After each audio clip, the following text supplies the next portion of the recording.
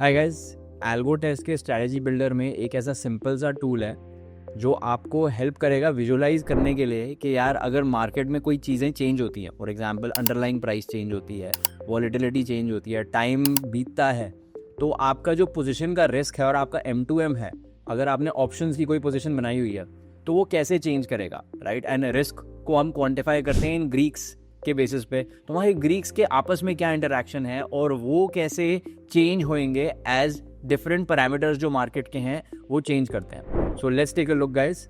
यहाँ पे हम शुरू करते हैं। बहुत ही सिंपल चीज़ हमने करी है, हमने एक स्ट्रैडल बेची है, ठीक है। हम सबको पता है यार कि जब मैं स्ट्रैडल बेचता हूँ तो अगर मार्केट मूव नहीं करेगी तो मैं पैसे कमाऊंगा।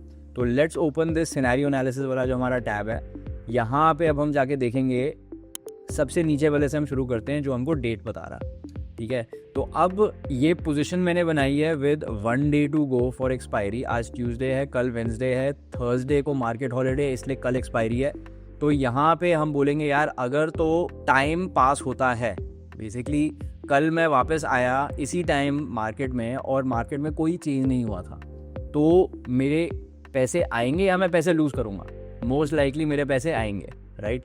तो उसको हम सिमुलेट कर सकते हैं यहाँ पे। तो सिनेरियो हम बनाएंगे कि अगर कुछ मार्केट में चेंज नहीं हुआ, बस टाइम बीता, टाइम तो बीतता ही है, तो 1 day अगर और हुआ तो देखिए मेरा M2M जो है 18,000 हो जाएगा, राइट। इंटरेस्टिंगली अदर थिंग्स जो चेंज हुई हैं, एक तो मेरा डेल्टा चेंज हो गया, दूसरा मेरा गामा भी चेंज हो गया, है ना। बट इस पे अभी हम इतना फोकस नहीं करेंगे। मैं बस आपको ये दिखाना चाहता हूँ कि इस टूल के बेसिस पे आप देख सकते हैं कि यार अगर आपने कोई भी कॉम्प्लिकेटेड ऑप्शन पोजीशन बनाई है तो जैसे टाइम बीतेगा तो आपकी पोजीशन कैसी दिखेगी। दूसरी चीज़ हम कर सकते हैं, तो देखो गाइस, ऑप्शन सेलर जो है वो तो चाहता है कि यार मार्केट में कोई मूवमेंट ना हो और मैं थीटा कमाऊं, लेकिन थीटा कमाने की कॉस्ट क्या है?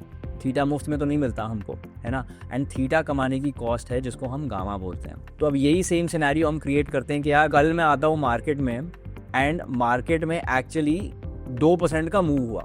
तो अगर मैं कल मार्केट में आया एंड मार्केट इज अप 2%, तो आप देखेंगे कि जो आपने थीटा में कमाया वो आपने गामा PNL में गवा दिया, राइट। एंड ये जो हमने लॉस देखा, राइट, कि market is up by 2% and एक दिन बीत गया है, तो ये हमको लॉस आ रहा है केवल एक चीज़ की वजह से जिसको हम बोलते हैं गामा, ठीक है। हम शॉर्ट गामा है, हमने ऑप्शन बेचा हुआ है। तो जब हम ऑप्शन बेचते हैं शॉर्ट गामा की वजह से, जब मार्केट मूव होएगी, तो for example if the market moves up 2%, आप देखेंगे एक तो मेरा PNL तो लॉस में जा ही रहा है, लेकिन मेरा डेल्टा भी शॉर्ट हो गया।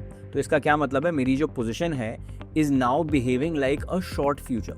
आप मान के चलिए यार मार्केट ऊपर जा रही है और मैं शॉर्ट फ्यूचर की तरह पोजीशन मेरी बिहेव करे जा रही है, तो ये तो हमको नहीं चाहिए ना। इस केस में तो एवरी 1 रुपी अप जो मार्केट मूव होएगी, इस स्पेसिफिक सिनेरियो में मैं 70 पैसे लूज करूंगा, राइट। एंड ये जो डेल्टा है मेरा, ये चेंज होता जा रहा है। तो मार्केट जितनी और ऊपर जाएगी उतना ही मेरी जो पोजीशन है ज़्यादा से ज़्यादा फ्यूचर के जैसे एक्ट करने लगेगी, स्पेसिफिकली शॉर्ट फ्यूचर। ये हमको नहीं चाहिए होता एंड इस पोजीशन के लिए ये काफ़ी बैड सिनेरियो है, राइट, कि टाइम भी बीत गया जो मेरे लिए अच्छा है, लेकिन मार्केट भी बहुत मूव कर गई। तो इसको रीसेट करते हैं गाइस। एंड यही चीज़ आपको दूसरी तरफ भी दिखेगी। गामा का इफेक्ट ये होता है कि यार मार्केट किसी भी डायरेक्शन में मूव करे, अगर मार्केट इस कॉन्टेक्स्ट में देखिए नीचे भी मूव कर रहा है, तो मार्केट नीचे मूव कर रहा है, M2M मेरा लॉस में ही है। टाइम एक दिन और आगे बढ़ा देते हैं, M2M मेरा लॉस में है, लेकिन अब मेरा जो डेल्टा है वो पॉजिटिव हो गया। तो गामा बीइंग शॉर्ट गामा, हमको मार्केट वही पोजीशन देती है मूवमेंट की वजह से जो हमको नहीं चाहिए। मार्केट जैसे ही नीचे जाती है तो हम लॉन्ग हो जाते हैं एंड मार्केट जैसे ही ऊपर जाती है तो हम शॉर्ट हो जाते हैं, राइट।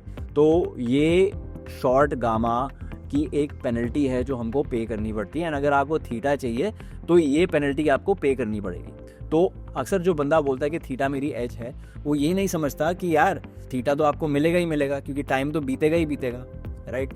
लेकिन उस टाइम में अंडरलाइंग में कितनी हलचल होती है, कितनी फ्लक्चुएशन होती है, वो डिटरमिन करेगा कि एक्चुअली आपकी जेब में कितने पैसे आते हैं, ठीक है ना। थीटा तो आपको मिलना ही मिलना है, लेकिन वो कितना वापस आपको देना पड़ेगा एज गामा PNL, वो मार्केट की मूवमेंट बताएगी हमको। तो हमने क्या देखा यार, हमने ये 2 पैरामीटर्स देखे, हमने स्पॉट प्राइस को चेंज किया और हमने DTE को चेंज किया, डेज टू एक्सपायरी को चेंज किया, टाइम को आगे फॉरवर्ड मूव किया देखने के लिए कि यार उन सिनेरियोज में हमारा PNL और हमारे जो ग्रीक्स हैं वो कैसे चेंज करेंगे।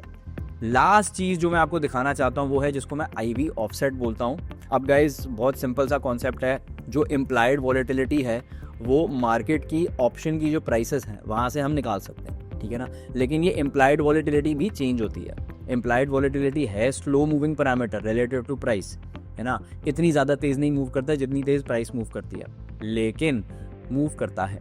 तो अब यहाँ पे हम देखेंगे, मैंने यार वही शॉर्ट स्ट्रैडल है मेरी, अगर IV घटेगा तो मैं पैसे कमाऊंगा एंड अगर IV बढ़ेगा तो मैं पैसे लूज करूंगा अप्रॉक्सीमेटली बाय द वेगा। तो इसको आप कैसे अप्रॉक्सीमेट कर सकते हो, आप ऐसे बोल सकते हो यार 4 × -743, अगर मार्केट ऊपर गई है तो इतना मैं लूज करूंगा एंड अगर मार्केट नीचे गई है तो मैं इतना गेन करूंगा। अप्रॉक्सीमेशन है गाइस। तो IV ऑफसेट की एक अजम्पशन है जिसका आपको ध्यान देना पड़ेगा, विच इज लेट्स एक्चुअली एक पोजीशन क्रिएट करके मैं आपको दिखाता हूँ। ये बहुत ही सिंपल सी पोजीशन क्रिएट करते हैं जिसमें मैंने एक कैलेंडर स्प्रेड बनाया है, इसको मैं लॉन्ग कैलेंडर हूँ। अब यहाँ पे इसको रीसेट करते हैं, तो ये मेरी पोजीशन है। यहाँ पे आप देखेंगे गाइस कि ये मेरी 36 IV है, ये मेरी 22 IV है। जब मैं यहाँ पे 5 पॉइंट्स गिराऊंगा IV, तो अब ये क्या अज्यूम कर रहा है, IV ऑफसेट क्या अज्यूम कर रहा है कि यार 36 - 5 31 इसकी IV हो गई है एंड 22 - 5 17 इसकी IV हो गई है। लेकिन रियलिटी में ऐसा नहीं होएगा मोस्ट लाइकली। ये जो दोनों IVs हैं ये पैरेलली एग्जैक्टली कभी शिफ्ट नहीं करती हैं, ठीक है ना। तो क्या होएगा कि जो मेरी फ्रंट वीक की IV है वो ज़्यादा वॉलेटाइल होती है most of the times and जो मेरी बैक वीक की IV है वो यूजली लेस वॉलेटाइल होती है।